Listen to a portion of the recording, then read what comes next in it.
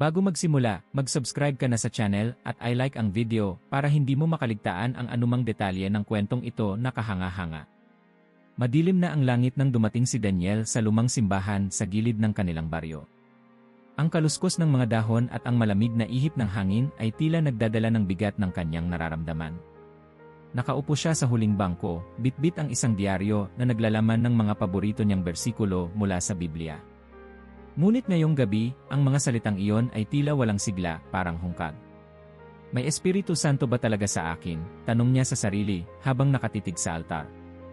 Isang matandang lalaki, si Mang Elias, ang lumapit at naupo malapit sa kanya.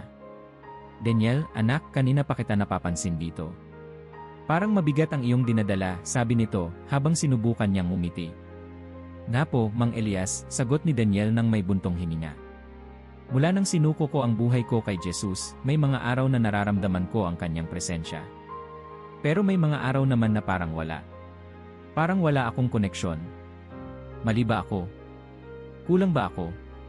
Ngumiti si Mang Elias, tumingin sa altar, at sinabing, alam mo, anak, lahat tayo dumarating sa puntong iyan. Pero may isang bagay akong natutunan, hindi tayo ang humahanap sa Espiritu, siya ang naghahanap sa atin. Natigilan si Daniel. Paano po yon, Mang Elias? Paano ko malalaman na siya'y nasa akin? Kinabukasan, dinala ni Daniel ang kanyang tanong sa grupo ng pag-aaral sa Biblia na pinangungunahan ni Pastor Manuel. Ang grupo ay binubuo ng iba't ibang tao, may mag-aaral, guro, at magsasaka. Ngunit ngayong gabi, si Daniel ang tampok na usapan. Hindi madali ang tanong mo, Daniel, sabi ni Pastor Manuel habang nagbabasa mula sa Romans 8:16 na minuto. Ang Espiritu mismo ang nagpapatotoo kasama ng ating Espiritu na tayo'y mga anak ng Diyos.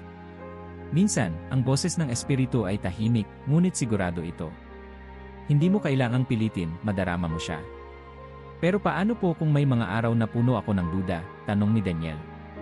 Kapag nangyayari yon, iniisip ko na baka hindi ko talaga natanggap ang Espiritu.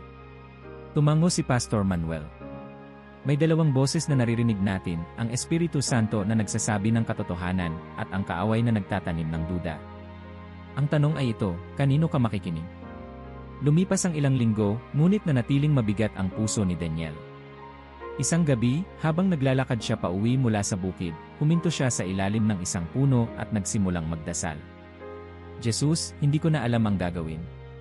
Kung talagang naririyan ang Espiritu Santo, ipakita mo sa akin, bulong niya habang bumabagsak ang luha sa kanyang pisngi. Sa gitna ng kanyang pagluha, isang payapang pakiramdam ang bumalot sa kanya.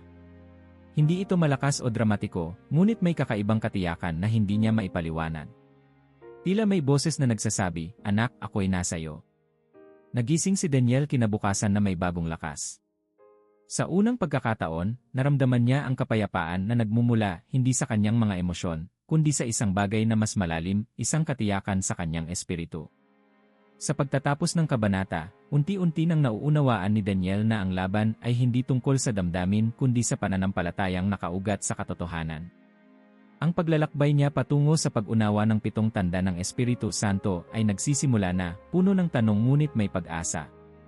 Ang kwento ay magpapatuloy sa susunod na kabanata, kung saan masusumpungan ni Daniel ang unang malinaw na tanda, ang kumpiyansa sa kaligtasan.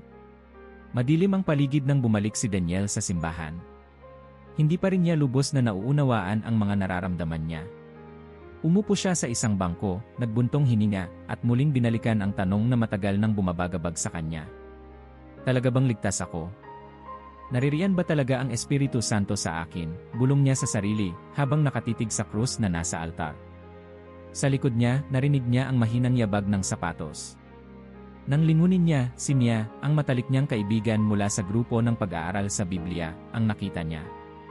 Daniel, andito ka na naman, bungad ni Mia habang maingat na naupo sa tabi niya. Parang mabigat na naman ang iniisip mo. Mia, sagot ni Daniel na tila nawawala sa sarili. Kahit anong pilit kong maniwala, parang laging may pumipigil sa akin. Para bang hindi pa ako sigurado kung ligtas talaga ako. Paano kung kulang ang pananampalataya ko? Ngumiti si Mia at inilabas ang kanyang Biblia mula sa maliit na bag, may naaalala akong bersikulo sa Roma 8. Pakinggan mo ito, ang Espiritu mismo ang nagpapatotoo kasama ng ating Espiritu na tayo'y mga anak ng Diyos. Hindi mo kailangang laging maramdaman ito, Daniel. Ang mahalaga, sinabi niya ito. Napaisip si Daniel sa narinig. Pero paano ko malalaman na totoo ito? Na hindi lang ito kagustuhan ko na maniwala. Daniel, hindi ka nag-iisa, sagot ni Mia, lahat tayo dumarating sa puntong iyan. Pero ang kumpiyansa sa kaligtasan ay hindi galing sa atin, kundi sa kanya. Tahimik na tumango si Daniel, ngunit sa loob-loob niya, nanatili ang mga tanong. Sa gabing iyon, nagdasal siya ng mas matagal kaysa dati, umaasang marinig ang tinig ng Diyos. Kinabukasan, sa grupo ng pag-aaral sa Biblia, si Pastor Manuel ang nanguna. Binuksan niya ang pag-aaral sa pamamagitan ng kanyang kwento. Alam nyo, Anya, noong nagsisimula pa lang ako sa pananampalataya, madalas akong magtanong, talaga bang mahal ako ng Diyos? Ako ba'y ligtas na? Pero natutunan kong bumalik sa salita ng Diyos sa tuwing nararamdaman ko ito. Habang nagsasalita si Pastor Manuel, tila may tumama sa puso ni Daniel. Nang tanungin ni Pastor ang grupo kung may nais magbahagi, itinaas ni Daniel ang kanyang kamay. Pastor, simula niya, ano po ang dapat kong gawin kapag patuloy akong nagdududa kung naririyan nga ang Espiritu Santo? Napakagandang tanong, Daniel, sagot ni Pastor Manuel. Hindi ito tungkol sa nararamdaman mo. Ang Espiritu Santo ang nagpapatotoo sa ating espiritu. Tiwala lang sa Kanya, anak. Nagpatuloy ang pag-aaral, ngunit hindi maalis ni Daniel ang sinabi ni Pastor sa kanyang isip. Nang gabing iyon, habang nagdarasal siya sa ilalim ng puno sa kanilang bakuran, may naalala siyang eksena mula sa isang panaginip. Sa panaginip, naglakad siya sa isang disyerto, puno ng mga balakid. Isang tinig ang nagsalita, huwag kang magtiwala sa nararamdaman mo. Ang katotohanan ang magliligtas sa iyo. Nagising siyang pawis na pawis ngunit may kakaibang katiyakan sa kanyang puso. Sa mga sumunod na araw, mas nagkaroon ng lakas ng loob si Daniel na ipamuhay ang kanyang pananampalataya. Habang nagtatrabaho sa bukid kasama ang kanyang pinsan na si Rico, nagtanong ito, Daniel, bakit ba parang sigurado ka na sa Diyos? Hindi ka ba natatakot na baka hindi ka tanggapin? Ngumiti si Daniel. Alam mo, Rico, may mga araw din na nagdududa ako. Pero napagtanto ko na ang Espiritu Santo ang nagpapatunay sa akin na ako'y anak ng Diyos. Hindi ito tungkol sa nararamdaman ko, kundi sa sinabi niya. Tahimik na tumango si Rico. Ganda ng sinabi mo, pinsan. Sana ganyan din ang maramdaman ko. Pagkalipas ng ilang araw, nagtipon ang grupo para sa kanilang lingguhang pagtitipon. Nang tanungin si Daniel kung ano ang natutunan niya, tumayo siya at nagsabi, natuklasan ko na ang kumpiyansa sa kaligtasan ay hindi laging nararamdaman. Pero ito ay isang katiyakan na ibinibigay ng Espiritu Santo. Tayo'y kanya at iyon ay sapat na. Tumahimik ang buong grupo at biglang nagpalakpakan. Si Mia, na nasa kabilang dulo ng silid, ay ngumiti. Sa pagkakataong iyon, ramdam ni Daniel na hindi siya nag-iisa. Alam niyang nagsisimula na siyang makilala ang tunay na kahulugan ng kumpiyansa sa kaligtasan. Natutunan ni Daniel ang kahalagahan ng pananalig sa salita ng Diyos kaysa sa pansamantalang emosyon. Ang unang tanda ng Espiritu Santo ay malinaw na sa kanya. Susunod, haharapin niya ang mas malalim na pagsubok, paano mababago ang kanyang pagkatao ng espiritu. Maagang nagising si Daniel, may kakaibang pakiramdam ng sigla sa kanyang dibdib. Kahapon lamang, malinaw niyang naramdaman ang katiyakan ng Espiritu Santo sa kanyang puso. Subalit, habang nakatayo siya sa harap ng salamin at nag-aayos ng buhok, tila naramdaman niyang may bagong hamon sa kanyang harapan. Bakit parang may kulang pa rin, tanong niya sa sarili. Kung ang Espiritu Santo ay naririto na, bakit ang ugali ko minsan ay hindi pa rin maganda? Nagpatuloy ang tanong na yon habang siya ay nag-aalmusal kasama ang kanyang ama. Habang tahimik na kumakain, napansin niyang parang masama ang loob ng kanyang ama. Ang bawat paglagok ng kape ay may kasamang mahinang buntong hininga. Ama, may problema ba? Tanong niya. Napailing ang matanda. Wala, anak. Alam mo na, ang hirap minsan kapag maraming iniisip. Nais sanang tumulong ni Daniel, ngunit sa loob-loob niya, naisip niyang mas mabuting hindi na makialam. Subalit nang tumingin siya sa mata ng kanyang ama, naramdaman niyang may itinuturo ang Espiritu Santo. Sa halip na magtanong ulit, tumayo siya at kinuha ang mga kalat sa mesa. Ako na ang bahala dito, pa.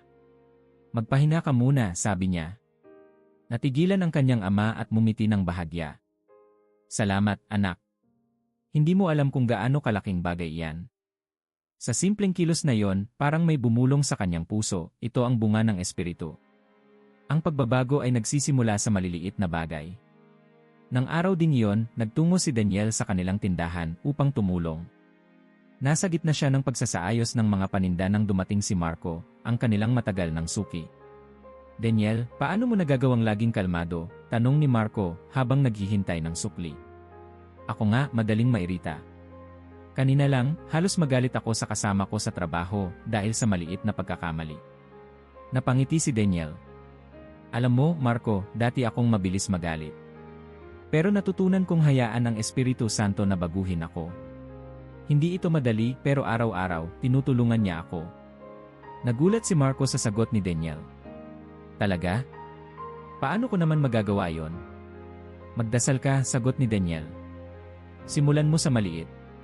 Bago ka magalit, huminga ka muna at alalahanin mo ang sinasabi sa Glatas 5 oras 22 minuto. Ang bunga ng Espiritu ay pagmamahal, kagalakan, kapayapaan, pagtitiis, kabutihan, at pagpipigil sa sarili. Habang umaalis si Marco, napaisip si Daniel. Napansin niyang kahit hindi pa perpekto ang kanyang karakter, may mga pagbabago na siyang nararamdaman. Mas may pasensya siya ngayon, mas madali siyang makiramay sa iba. Kinagabihan, habang nasa grupo ng pag-aaral sa Biblia, muling binuksan ni Pastor Manuel ang paksa tungkol sa bunga ng Espiritu. Alam niyo ba na ang bunga ng Espiritu ay hindi lamang regalo, kundi patunay na siya ay nananahan sa atin? Tanong ni Pastor.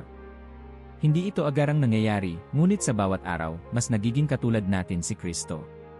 Nagtaas ng kamay si Daniel.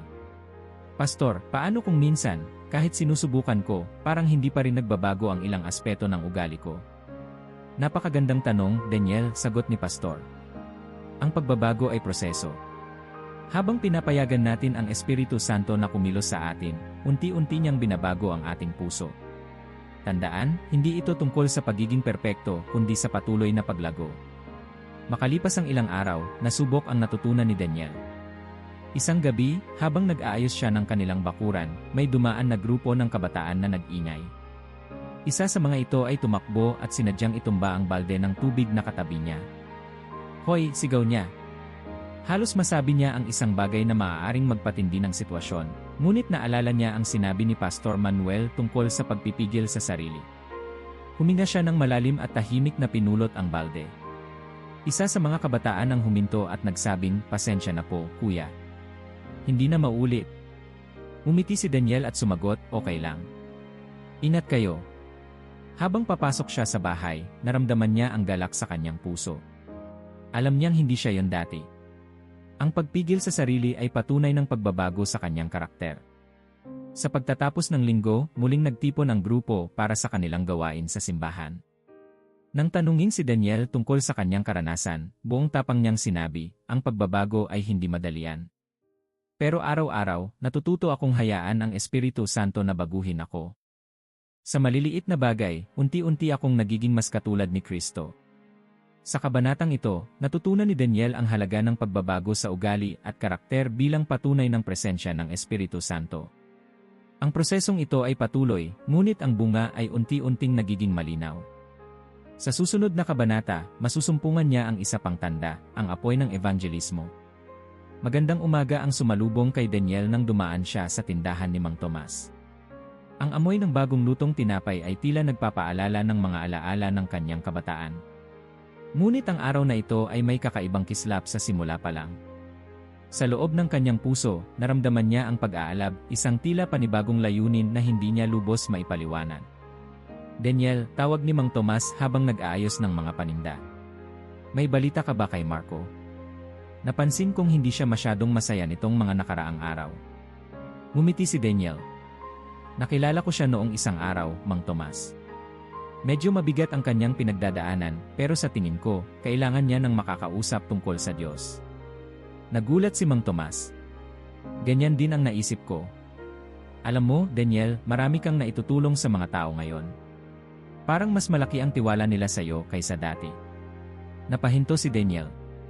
Totoo nga kaya yon? Sa mga nakalipas na linggo, tila mas nagiging madali para sa kanya ang makipag-usap sa iba tungkol kay Kristo. Pero bakit bigla niyang naramdaman ang isang kakaibang pagnanais na magbahagi ng mas malalim? Kinahapunan, umupo si Daniel sa ilalim ng isang malaking puno malapit sa simbahan. Binuksan niya ang kanyang Biblia sa Gawa 1:8, ngunit tatanggap kayo ng kapangyarihan kapag dumating ang Espiritu Santo sa inyo, at kayo'y magiging mga saksi ko. Ang mga salitang iyon ay tila tumagos sa kanyang puso. Hindi lamang ito isang paalala, ito ay isang utos. Habang binubulay-bulay niya ang talata, lumapit si Mia, dala ang kanyang notebook para sa kanilang pag-aaral sa Biblia. "Ano nung binabasa mo?" tanong ni Mia. "Ang Gawa 1:8, sagot ni Daniel. "Parang sinasabi sa akin ng Espiritu Santo na oras na para mas maging bukas ako sa pagbabahagi ng mabuting balita." Umiti si Mia. "Alam mo, Daniel, napansin ko rin yon sa'yo. Kahit sa mga simpleng usapan, parang natural sa'yo ang pagbanggit kay Jesus. Sa tingin ko, ginagamit ka na niya para maabot ang iba." Isang gabi, habang naglalakad pa uwi si Daniel, napansin niya ang isang batang lalaki na umiiyak sa gilid ng kalsada. Lumapit siya at tinanong, "Anong nangyari, iho?" Ang bata, si Benji, ay nagpahid ng luha at sinabing, "Nawala po ang pera ko para sa pagkain namin. Baka pagalitan ako ni Mama." Naramdaman ni Daniel ang awa sa bata. Hinanap niya ang pitaka sa kanyang bulsa at ibinigay ang natitirang pera niya. "Huwag kang mag-alala. Sabihin mo sa mama mo na huwag siyang mag-alala. At tandaan mo, Benji, mahal ka ni Jesus." Nagulat si Benji sa sinabi ni Daniel. "Talaga po? Mahal niya ako?" Tumango si Daniel. Lagi kang minamahal ni Jesus kahit anong mangyari. Habang naglalakad papalayo si Benji, napaisip si Daniel. Minsan, ang evangelismo ay hindi laging nangangailangan ng maraming salita. Minsan, ito ay sa pamamagitan ng kilos at maliit na pagpapakita ng pagmamahal. Sa susunod na pagtitipon ng grupo, nagbahagi si Daniel ng kanyang karanasan kay Benji. "Natuklasan ko na ang evangelismo ay hindi laging nangangahulugan ng malalaking sermon. Minsan, ang simpleng pakikinig o pagtulong ay sapat na upang ipakita ang pagmamahal ni Jesus." Tumango si Pastor Manuel. "Tama ka, Daniel. Ngunit huwag mo ring kalimutan na ang Espiritu Santo ang nagbibigay sa atin ng tapang at karunungan upang magbahagi ng mabuting balita. Sa tamang oras, gagamitin ka niya para sa mas malalaking bagay." Isang linggo matapos ang pag-uusap na yon, isang hindi inaasahang pagkakataon ang dumating kay Daniel. Inimbitahan siya ni Rico na sumama sa isang pagtitipon sa kanilang bayan. Doon, napansin niyang marami ang nagkakatuwaan, ngunit tila walang ideya kung sino si Kristo. Lumapit si Rico at sinabing, "Daniel, baka gusto mong magbahagi ng kahit ilang salita. Alam kong marami dito ang nangangailangan ng direksyon." Nagulat si Daniel, ngunit naramdaman niyang hindi siya dapat umatras. Huminga siya ng malalim at tumayo sa gitna ng grupo. "Alam niyo, simula niya, lahat tayo ay may mga pinagdaraanan. Pero may isang tao na laging handang tumulong sa atin. Ang pangalan niya ay Jesus." Habang nagsasalita siya, naramdaman niya ang kakaibang tapang at kalinawan. Ang mga salita ay tila hindi nagmumula sa kanya, kundi sa Espiritu Santo na nasa kanya. Matapos ang kanyang pagbabahagi, maraming lumapit upang magtanong tungkol kay Jesus. Isa sa kanila ang nagsabi, "Daniel, salamat. Parang ito ang sagot sa matagal ko ng dasal." Habang pauwi, tahimik na nagpasalamat si Daniel. Alam niyang ang lakas at tapang na yon ay hindi galing sa kanya. Ito ay regalo ng Espiritu Santo. Sa kabanatang ito, natutunan ni Daniel ang kahalagahan ng evangelismo bilang isang tanda ng Espiritu Santo. Ang kanyang paglalakbay ay nagpapatuloy, at ang apoy ng pagbabahagi ng mabuting balita ay mas nag-aalab. Sa susunod na kabanata, haharapin niya ang usapin ng mga espiritual na kaloob, kabilang na ang wika ng Espiritu. Tahimik na umupo si Daniel sa sulok ng simbahan habang nagsisimula ang panalangin ng grupo. Sa paligid niya, narinig niya ang iba't ibang tinig, malalakas, mahihinahon, ngunit ang pinakakakaiba sa lahat ay ang tila pagbigkas ng mga salitang hindi niya maunawaan. Napatingin siya kay Pastor Manuel, na kasalukuyang nakapikit at nananalangin sa wika na hindi pamilyar. Matapos ang panalangin, lumapit si Daniel kay Pastor. "Pastor, ano po ang wika ng Espiritu? Napansin kong may mga salita kayong binibigkas na hindi ko maintindihan." Ngumiti si Pastor Manuel at umupo sa isang bangko, hinila si Daniel upang tumabi sa kanya. "Daniel, ang wika ng Espiritu ay isang kaloob mula sa Diyos. Hindi lahat ng mananampalataya ay tumatanggap nito, ngunit ito ay isang malinaw na tanda ng presensya ng Espiritu sa buhay ng isang tao. Sa Gawa 2, mababasa natin kung paanong sa araw ng Pentecosts, ang mga disipulo ay napuspos ng Espiritu Santo at nagsimulang magsalita ng iba't ibang wika. Napaisip si Daniel. Ibig sabihin po ba, Pastor, kailangan ko ring magkaroon ng ganitong wika upang masabing nasa akin ang Espiritu Santo? Tandaan mo, Daniel, sagot ni Pastor Manuel, ang bawat isa sa atin ay tumatanggap ng iba't ibang kaloob ayon sa kalooban ng Diyos. Ang mahalaga ay ang bunga ng Espiritu sa iyong buhay. Ngunit kung nais mong maranasan ang wika ng Espiritu, ipanalangin mo ito. Ang Espiritu Santo ang magbibigay nito kung ito'y nararapat para sa iyong paglilingkod. Habang naglalakad pa uwi, iniisip ni Daniel ang sinabi ni Pastor. Sa loob-loob niya, may halong pananabik at takot. Paano kung hindi ko maranasan yon? Sapat na ba ang pananampalataya ko? Tanong niya sa sarili. Gayunpaman, nagdesisyon siyang ipanalangin ito. Kinagabihan, sa katahimikan ng kanyang kwarto, lumuhod si Daniel at sinimulang magdasal. Espiritu Santo, bulong niya, kung nais mo akong bigyan ng kaloob ng wika, narito ako. Handa akong tanggapin ito, ngunit turuan mo rin akong magtiwala sa iyong plano kahit hindi ko ito maranasan. Sa kanyang panalangin, naramdaman niya ang isang kakaibang init sa kanyang dibdib. Ang mga salitang kanyang binibigkas ay unti-unting naging hindi pamilyar. Nagulat siya at huminto, ngunit sa kaloob-looban niya, alam niyang hindi ito gawa-gawa. Tila may umaagos na wika mula sa kanyang espiritu. Kinabukasan, nagbahagi si Daniel sa grupo ng kanyang karanasan. Pastor, kagabi habang nananalangin ako, may mga salitang lumabas sa bibig ko na hindi ko maintindihan. Totoo po ba yon? Ngumiti si Pastor Manuel. Daniel, ang Espiritu Santo ang nagbibigay ng ganitong kaloob. Ito'y hindi para ipagyabang kundi para gamitin sa panalangin at pagsamba. Tandaan mo, hindi lahat ay tatanggap ng ganitong wika, ngunit ang bawat kaloob mula sa Espiritu ay mahalaga. Muling tumango si Daniel. Ngunit Pastor, paano ko ito gagamitin? Daniel, sagot ni Pastor, ang wika ng Espiritu ay para sa iyong pakikipag-usap sa Diyos. Ito ay isang paraang hindi maabot ng kaaway, isang wika ng misteryo sa pagitan mo at ng Diyos. Gamitin mo ito ng may pananampalataya. Sa mga susunod na araw, sinubukan ni Daniel na manalangin gamit ang wika ng Espiritu. Sa tuwing ginagawa niya ito, naramdaman niyang mas lumalalim ang kanyang koneksyon sa Diyos. Isang gabi, habang nananalangin para kay Marco, naramdaman niyang mas malinaw ang direksyon ng kanyang panalangin. Alam niyang hindi ito dahil sa kanyang sariling talino, kundi sa Espiritu Santo na gumagabay sa kanya. Lumapit si Marco kinabukasan at sinabing, Daniel, parang may kakaibang nangyari sa akin kagabi.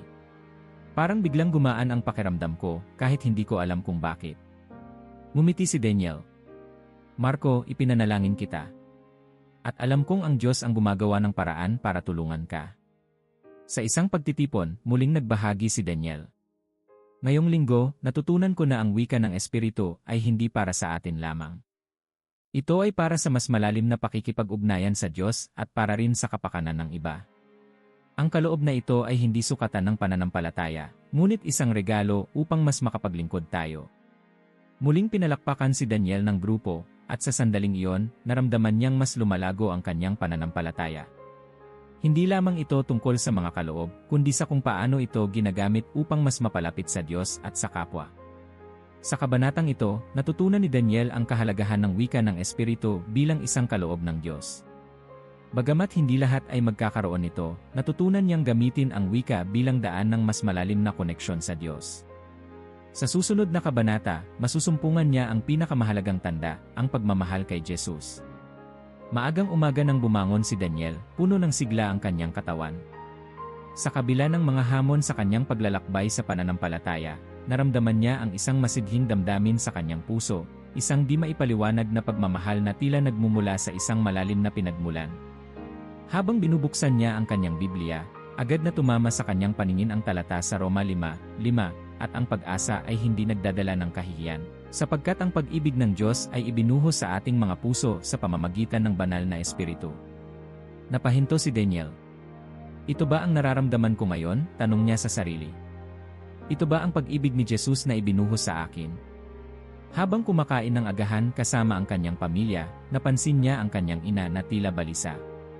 Madalas na tahimik ang kanyang ina, ngunit ngayong umaga, kitang-kita ang lungkot sa kanyang mukha. Nay, okay lang po ba kayo? Tanong ni Daniel. Umiling ang kanyang ina. Daniel, nag-aalala ako kay kuya mo. Matagal na siyang hindi nagpaparamdam. Alam mo naman ang buhay niya, hindi siya madaling kausapin tungkol sa Diyos. Nag-isip si Daniel. Naaalala niyang maraming beses nang tinalikuran ng kanyang kapatid ang kanilang pamilya, ngunit ngayong umaga, iba ang naramdaman niya. Sa halip na galit, naramdaman niya ang isang masidhing awa at pagmamahal para sa kanyang kapatid.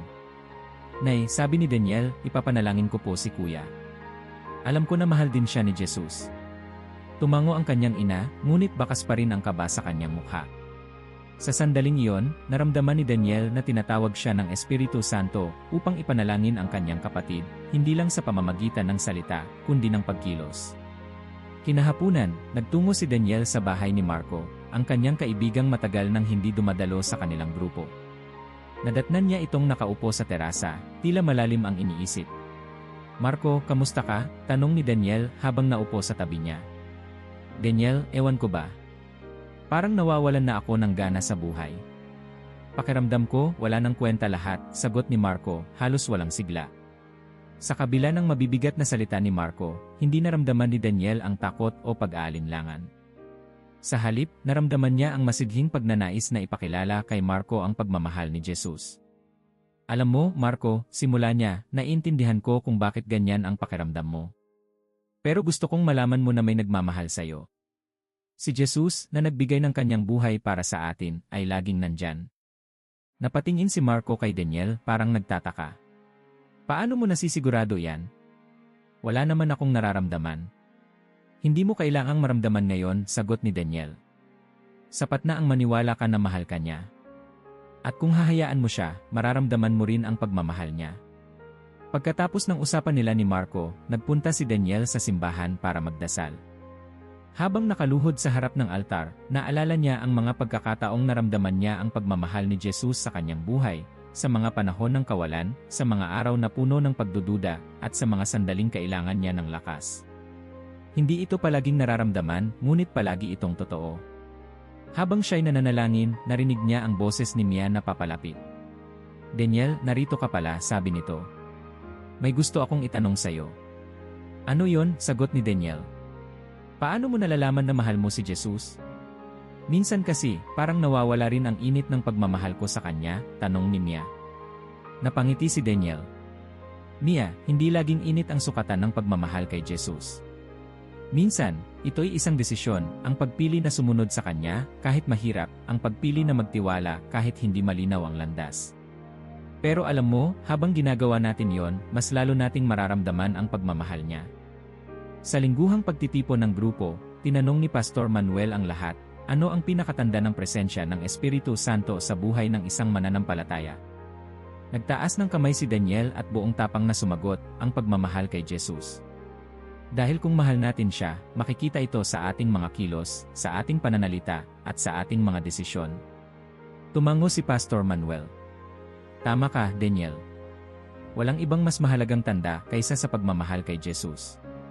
Dahil kapag tunay nating mahal siya, susunod ang lahat ng iba pang bunga ng Espiritu. Habang nagtatapos ang pagtitipon, napansin ni Daniel ang mas masidhing alab sa kanyang puso.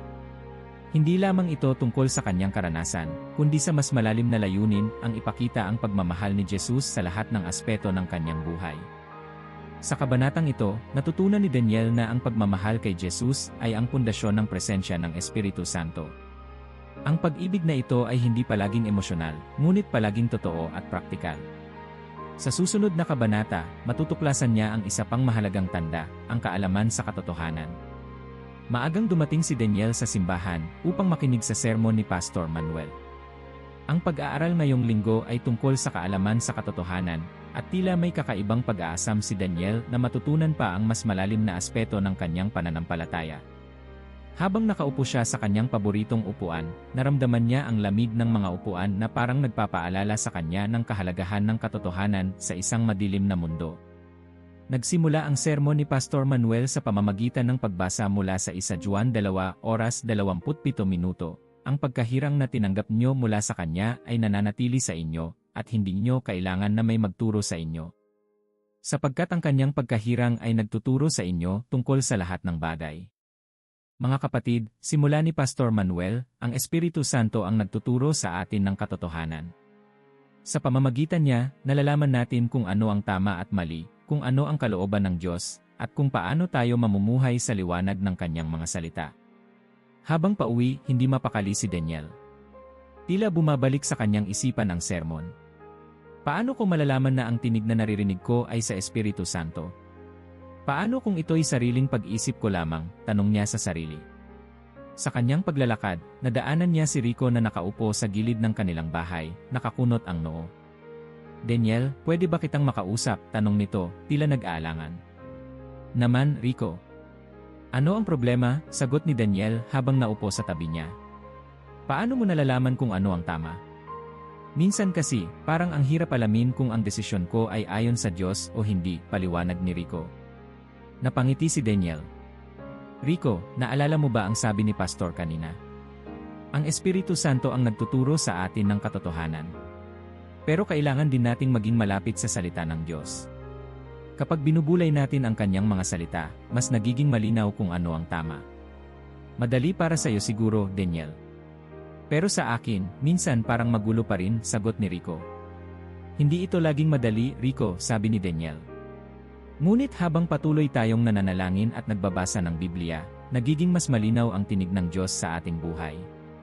Alam mo ba, minsan din akong nalito kung ano ang kalooban niya, pero natutunan kong magtiwala sa Espiritu Santo. Kinagabihan, habang nagbabasa si Daniel ng Biblia, natigil siya sa isang talata sa Juan 16:13. Ngunit kapag dumating siya, ang Espiritu ng katotohanan, papatnubayan niya kayo sa lahat ng katotohanan. Napangiti siya. Kaya pala, bulong niya. Hindi ko kailangang malaman ang lahat agad. Ang Espiritu Santo ang magpapakita sa akin kung ano ang kailangan kong malaman. Habang nagdarasal, naisip niya si Marco na matagal nang lumalayo sa grupo. Ipinanalangin niya ito at hiniling sa Diyos na bigyan siya ng karunungan kung paano kakausapin si Marco. Kinabukasan, dinalaw niya ito. Marco, naisip kita kagabi. Kumusta ka na? Tanong ni Daniel. Ito, sagot ni Marco, halatang nagpipigil. Medyo magulo ang isip ko. Ang dami kong tanong sa pananampalataya ko. Minsan, hindi ko na alam kung totoo pa bang naririyan ng Diyos. Hindi nagulat si Daniel sa sagot ni Marco. Alam mo, Marco, normal lang ang magtanong. Pero ang mahalaga, hahanapin mo ang sagot sa tamang lugar. Ang Espiritu Santo ang gagabay sa iyo kung hahayaan mo siyang kumilos. Tumango si Marco. Paano ako magsisimula? Parang ang layo ko na sa Diyos. Simulan mo sa panalangin, sagot ni Daniel. Minsan, hindi kailangan ng mahahabang salita. Sabihin mo lang sa Diyos kung ano ang nasa puso mo. Hayaan mo siyang magsalita sa iyo. Sa lingguhang pagtitipon, nagbahagi si Daniel ng kanyang mga natutunan. Ngayong linggo, natutunan ko na ang Espiritu Santo ay hindi lamang gumagabay sa atin kung ano ang tama at mali. Siya rin ang nagbibigay sa atin ng tapang at kaalaman upang harapin ang ating mga tanong. Hindi natin kailangang malaman ang lahat agad, ngunit habang nagtitiwala tayo sa Kanya, unti-unti niya tayong papatnubayan. Ngumiti si Pastor Manuel. Tama ka, Daniel. Ang Espiritu Santo ay hindi lamang guro kundi kaibigan na laging naririyan upang tulungan tayo. Ang ating bahagi ay magtiwala at maghanap ng katotohanan sa Kanyang salita. Habang pauwi, ramdam ni Daniel ang mas malalim na kapayapaan sa kanyang puso. Alam niyang hindi niya kailangang malaman ang lahat ngayon. Ang mahalaga ay ang pagtitiwala sa patnubay ng Espiritu Santo. Natutunan ni Daniel na ang kaalaman sa katotohanan ay dumarating sa pamamagitan ng Espiritu Santo na nagtuturo at nagpapakita ng tamang landas sa mga tamang panahon.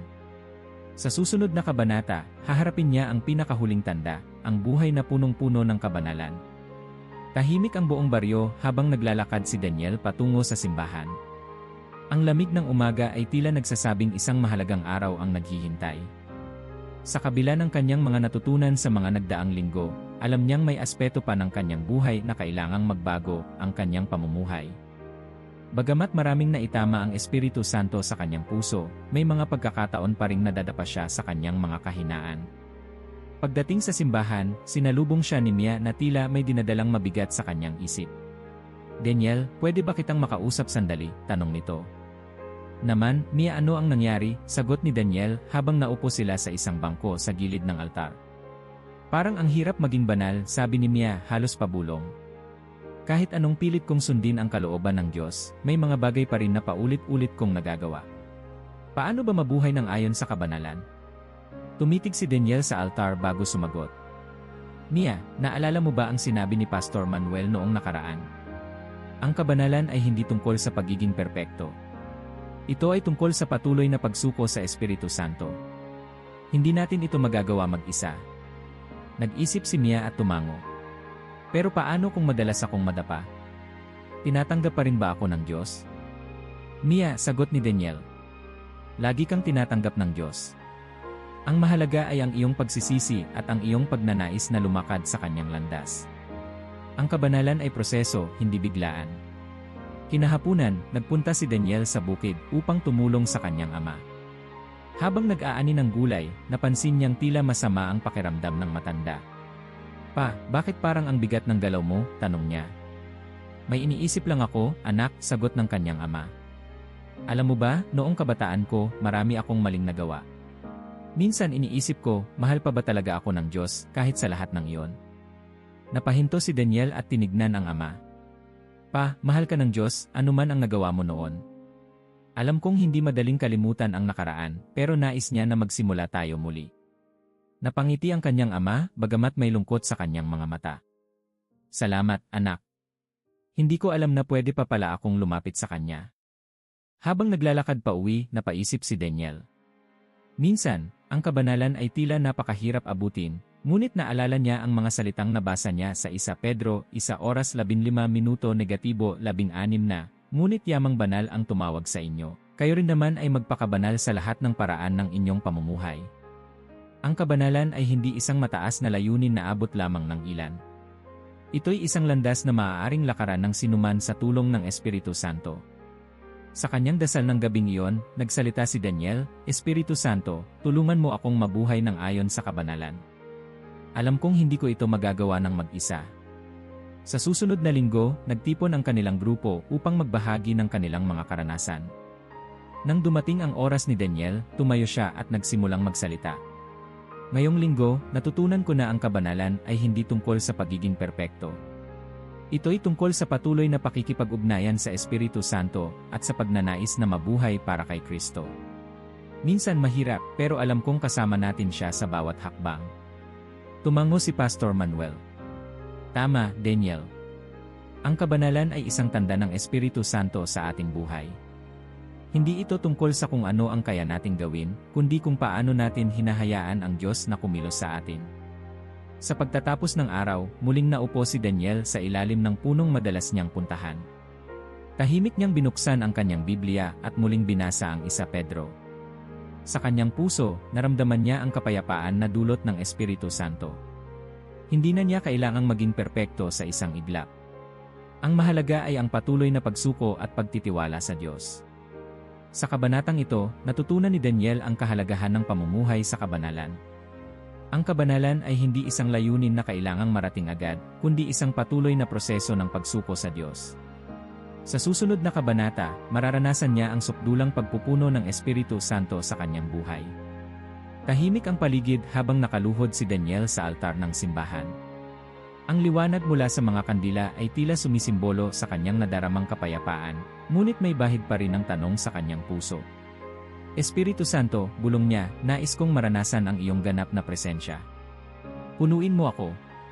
Habang nagdarasal, naramdaman niya ang unti-unting pag-init sa kanyang dibdib.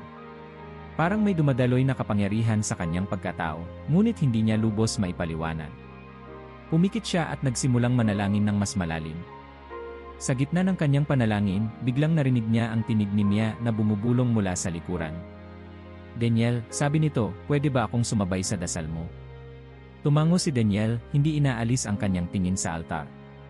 Mia, humingi tayo ng gabay sa Espiritu Santo. Siya lamang ang makapagbibigay sa atin ng ganap na kapunuan. Kinahapunan, muling nagtipon ang kanilang grupo para sa isang espesyal na gawain. Si Pastor Manuel, sa gitna ng pagtuturo, ay nagbahagi ng kanyang karanasan sa pagiging puspos ng Espiritu Santo. Mga kapatid, simula niya, ang pagpupuno ng Espiritu Santo ay hindi lamang isang emosyonal na karanasan. Ito'y isang pagbuhos ng kanyang kapangyarihan upang tayo'y maging saksi at instrumento sa kanyang gawain. Ang tanong, handa ba tayong magpasakop ng buo sa kanya? Napaisip si Daniel sa tanong na yon. Matagal na niyang nais maranasan ang ganap na pagpupuno ng Espiritu Santo, ngunit may bahaging nag-aalangan pa rin siya.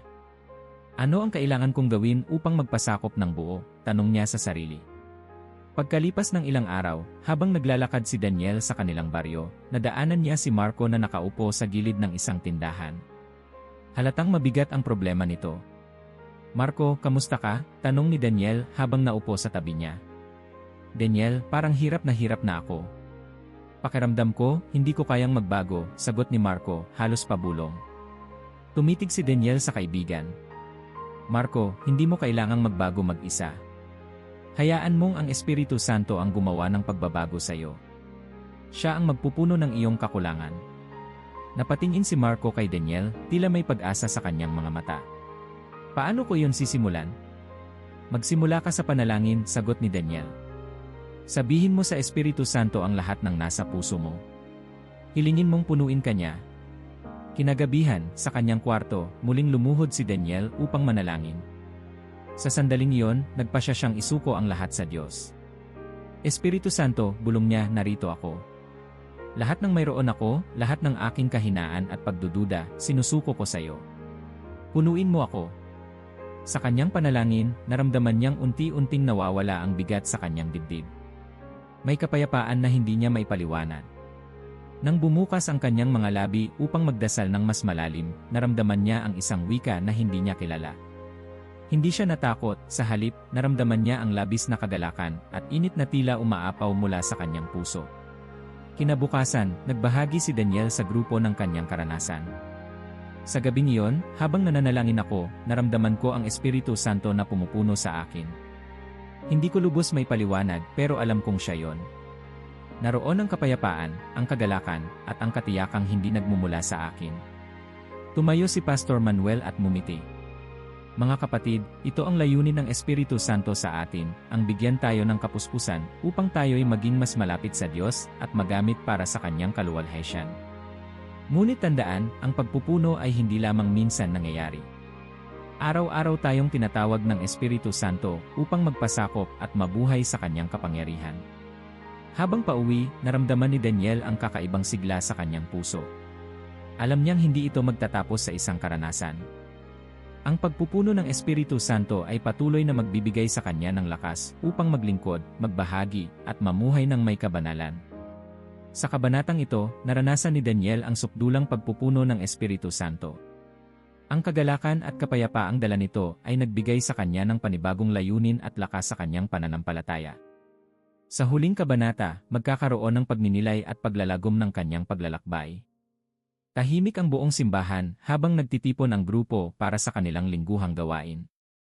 Ngunit sa pagkakataong ito, alam ni Daniel na may kakaiba, isang mas malalim na pakiramdam ng pasasalamat at pagninilay sa bawat puso.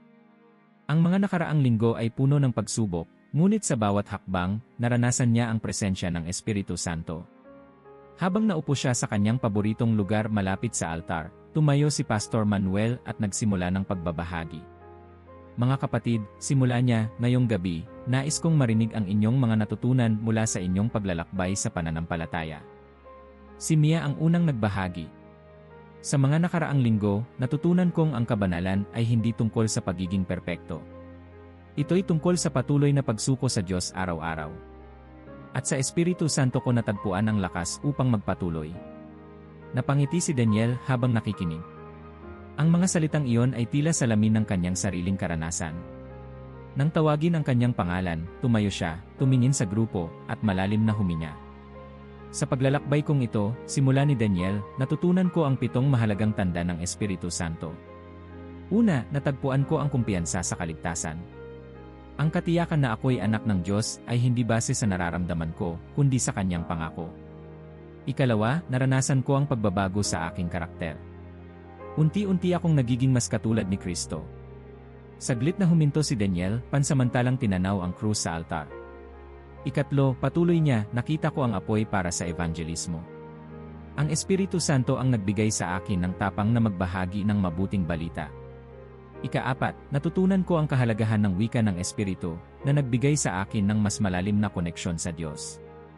Habang ipinagpapatuloy ni Daniel ang kanyang pagbabahagi, tahimik ang grupo, tila iniisip ang sarili nilang karanasan. Ika-5, dagdag ni Daniel, naranasan ko ang pagmamahal kay Jesus na nag-umapaw sa aking puso. Ika-6, natutunan ko ang kaalaman sa katotohanan na nagbigay liwanag sa bawat hakbang na aking tinatahak. At sa wakas, naranasan ko ang pamumuhay sa kabanalan, isang proseso na nangangailangan ng patuloy na pagsuko sa Diyos. Tumigil si Daniel, halatang damang-dama ang bigat ng kanyang mga salitang sinambit. Lahat ng ito ay dahil sa Espiritu Santo. Hindi ko ito magagawa ng mag-isa. Siya ang gumabay, nagbigay ng lakas, at nagpuno sa bawat aspeto ng aking buhay. Pagkatapos ng kanyang pagbabahagi, tumayo si Pastor Manuel at nagbigay ng huling mensahe.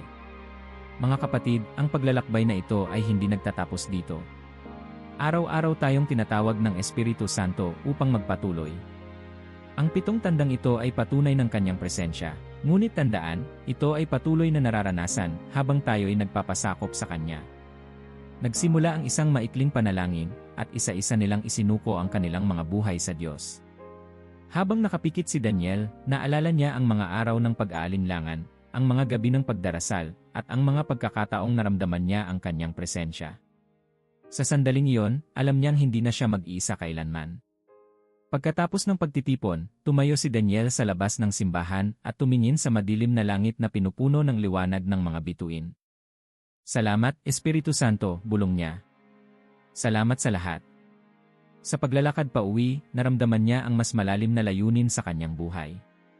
Alam niyang ang mga aral na natutunan niya ay hindi lamang para sa kanya, kundi para rin sa mga taong makakasalamuha niya.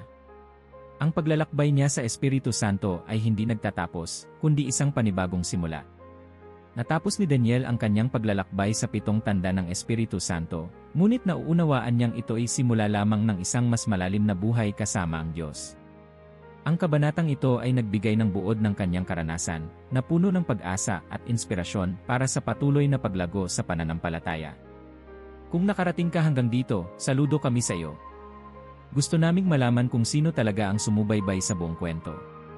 Mag-iwan ng komento gamit ang salitang binago sa ibaba para ipakita na kasama ka namin sa karanasang ito. Sama-sama nating ipagdiwang ang ginagawa ng Espiritu Santo sa ating buhay.